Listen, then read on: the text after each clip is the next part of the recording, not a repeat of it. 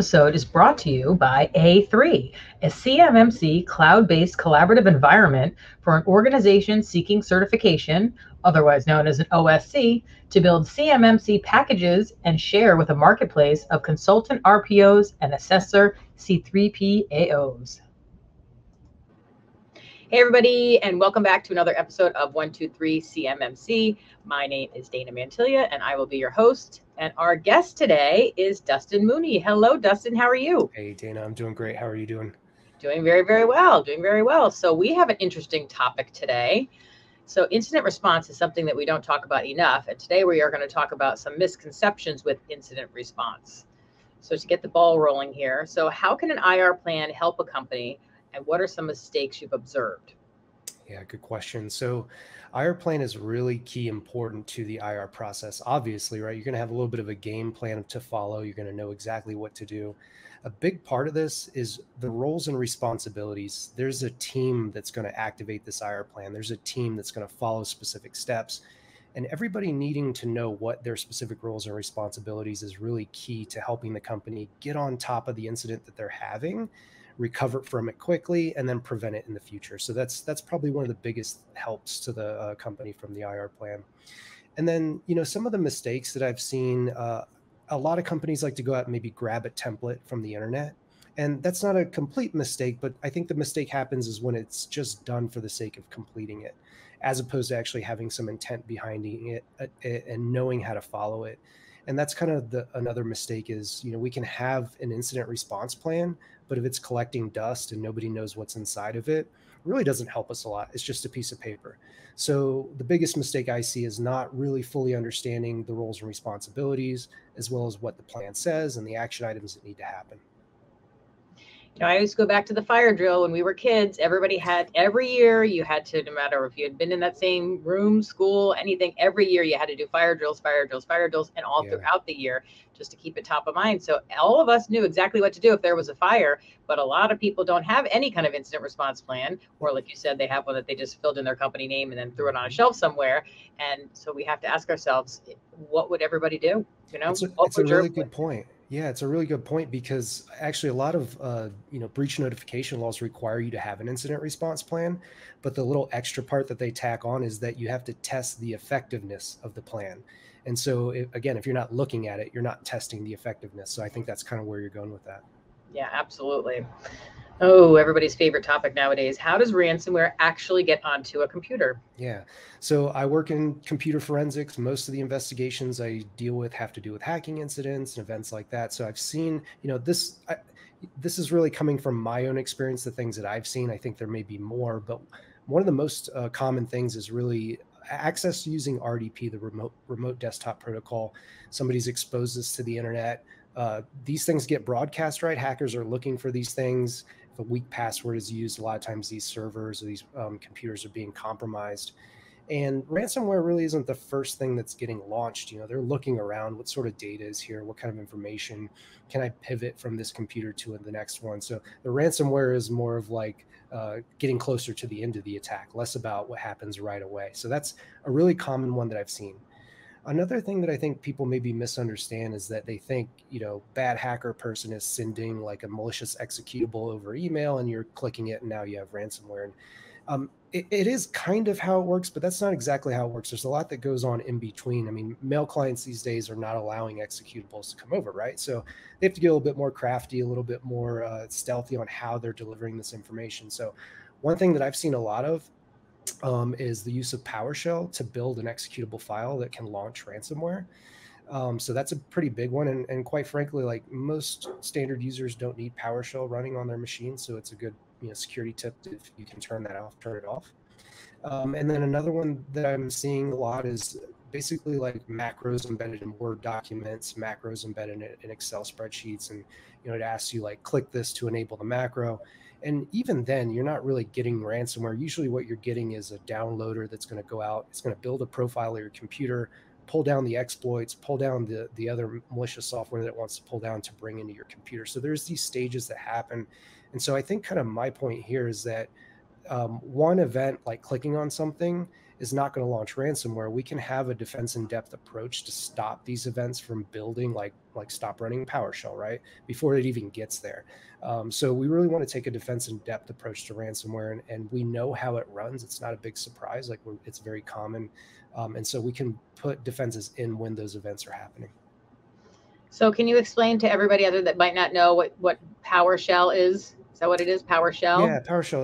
It's a scripting language. It's Microsoft scripting language. It allows you to do, automate tasks using their scripting language. Let's put it that way. All right, good. Just in case somebody out there doesn't know what that is. I didn't know what it was. So, okay. So what are some key points to understand in evidence collection, and what happens if we get it wrong? Yeah, so evidence collection is really important in my job.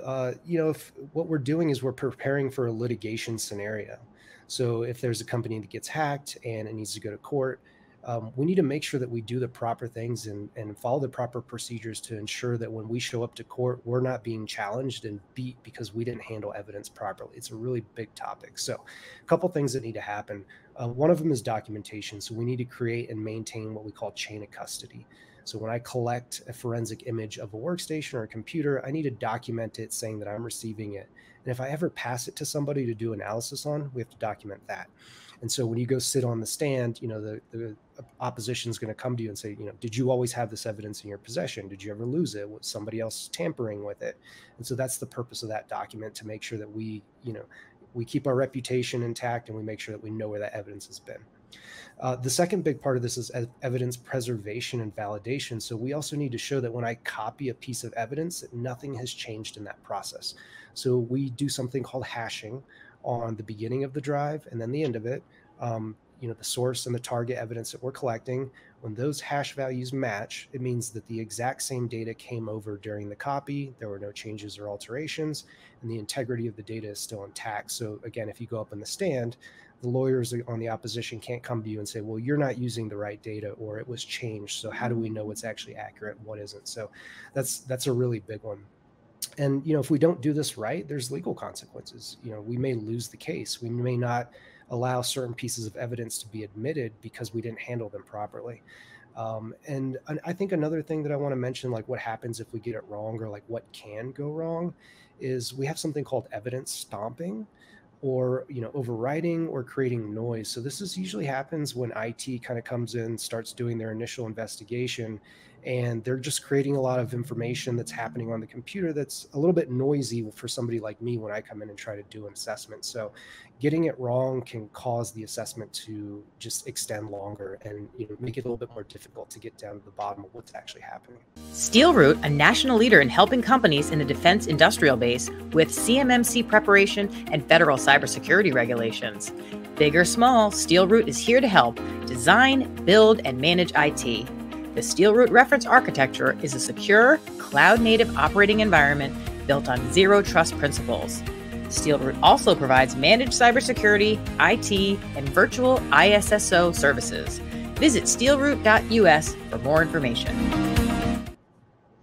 Well, one thing I definitely want to point out is that documentation that's so important, because not only is it important to document exactly what it is, you're not going to remember all the details when this finally gets time to go to court and you're finally sitting there, and maybe it's a year down the road, 2 years down the road. However, you're not going to remember any of these details. And so that's why it's very important to do exactly what you just said. Document exactly every step. So that was really, really good stuff to tell everybody.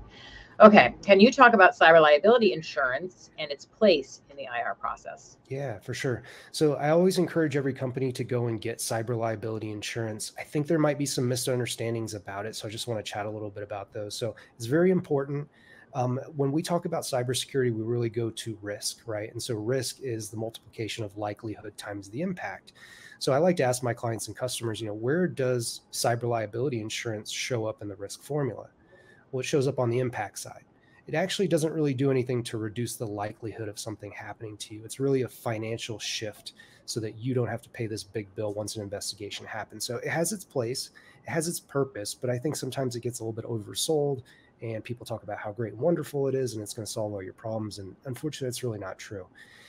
Another big thing that I chat about in cybersecurity is the concept, the CIA triad, which is confidentiality, integrity, and availability.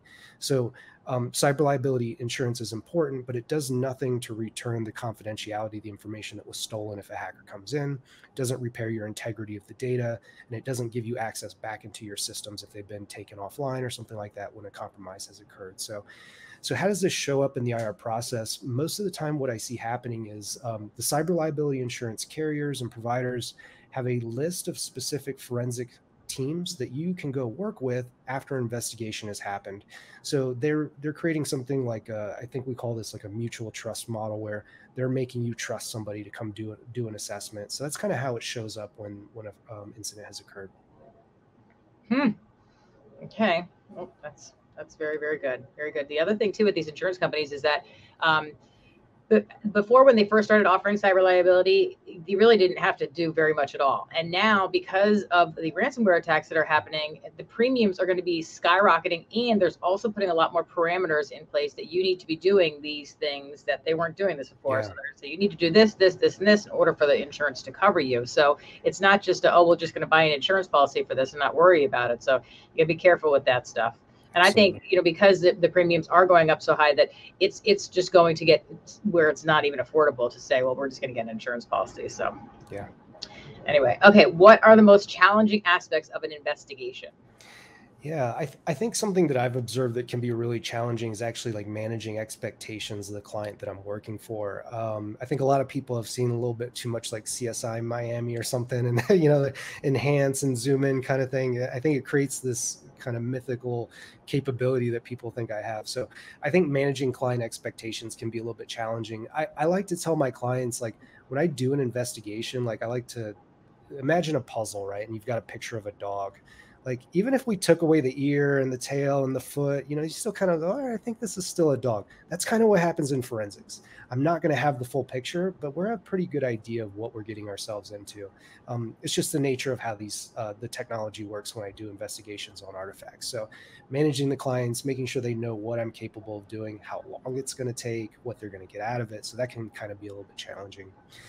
One personal one for me that I'm running into right now is actually understanding the artifacts of the investigation that you're seeing. So, Microsoft Windows leaves different things behind when you're doing an investigation that you can go, okay, this is telling me something. But they didn't design it for me, the forensic analyst. They designed it because they needed the operating system to work in a certain way. And those functionality and capabilities that they built into it, that's what leaves behind the evidence. So it's not made for me. So we kind of have to read between the lines, piece things together. So for me, it can be challenging to understand, like, what does this artifact mean and how does it relate to this other one? So for me personally, that can be a challenge. Yeah, and sorry, just one more thing. No, go ahead. Yeah, really hard sometimes. What we want to do is we want to narrow our focus. If I get a computer, it's got thousands and hundreds of thousands of files on it. So finding out, like, where do I put my focus? How much do I narrow it? And also knowing, when do I step back a little bit and go, okay, let's look for a month of data as opposed to a week of data. So that's a little bit of a challenge that comes up when I'm looking for, trying to find the bad stuff. I was just going to say, I love the puzzle analogy. That's perfect. That really is what you're doing, is you're trying to put it back together. And, even if something's missing, you can still kind of tell, what it is. So I like that one.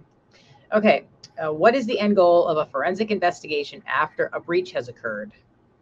Yeah, I think there's like one really clear answer, and that would be just to paint a picture of what happened. So answering the who, what, when, how, and why. Maybe the who one stays out a little bit. That one's pretty challenging to actually get to the bottom of, but basically just piecing it together, letting the client and customer know, here's the events that I see and here's what it means. So that's kind of part of it. Another big part is tying the investigation and the report back to identified vulnerabilities and risks. So, why did this incident happen? Why did something bad occur in the first place? A lot of times in my forensic investigations, that comes up. I go, okay, here's where your cybersecurity program failed. Here's how the hacker got in. Here's where they moved laterally. And so that's the kind of insight that I can provide. And then finally, taking that information about risk and vulnerabilities and tying it back to the success of the business and how it impacts the goals and the missions and the functions that the business is trying to achieve. So there's a bigger picture item that happens here when I'm trying to, come to the client and say, here's what's happening and here's how it impacted you. One more thing that we really want to do is we want to collect something called IOCs. We call these indicators of compromise. So they're little very specific clues that get left behind. So if I'm analyzing a workstation and the whole company is having a problem, we can take those findings and apply them to other workstations and say, okay, is this bad file that I found also on this bad file? So we want to collect information and threat intelligence data so that we can use that across the enterprise to get narrowed down better and quicker to remediating the problem. And hopefully ensure that it's not going to happen again. Right, exactly. Right. All right, and our final question today is, how does an IT team or an MSP fit into the investigation process? This is an important one. Yeah, it definitely runs like parallel to what I'm doing. I rely on IT teams a lot and managed service providers.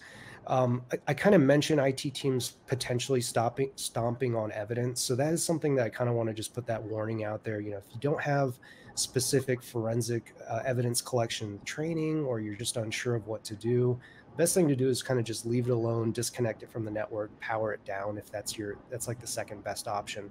So, you know, not interrupting the evidence, I think, is a big part of it. So, but they can actually help in evidence collection. You know, if you're working with me, I can say, okay, I need this, and this computer imaged or collected, you know, provide me a copy of the virtual machine or whatever it looks like. So I'm often interacting with IT teams and MSPs. Another big, like, kind of wrapping this up, is their job is to help recover. Once we find out what the vulnerabilities are, once we know what the risks are, how do we remove those vulnerabilities and reduce our risks? That's where the IT team comes in to come and, you know, apply the patches, make the changes that we need to see to make sure that those incidents don't happen again. Okay, very good, very good. Is there anything else you want to throw out there before we go? Yeah, I mean, if you're interested in some of these topics, you can check my YouTube channel for sure. My name's Dustin Mooney with TechX Cyber. You can check me out for some more specifics on these concepts. And I think here, I'll leave some advice. The more you prepare before an incident, the less impactful that's going to be for you, the faster you're going to recover. And, you know, the less financial impact the company's going to have. So you make that preparation, build that incident response plan, test it, get some help too if you need it. And this will really just kind of make everything a little bit easier to handle if something goes wrong.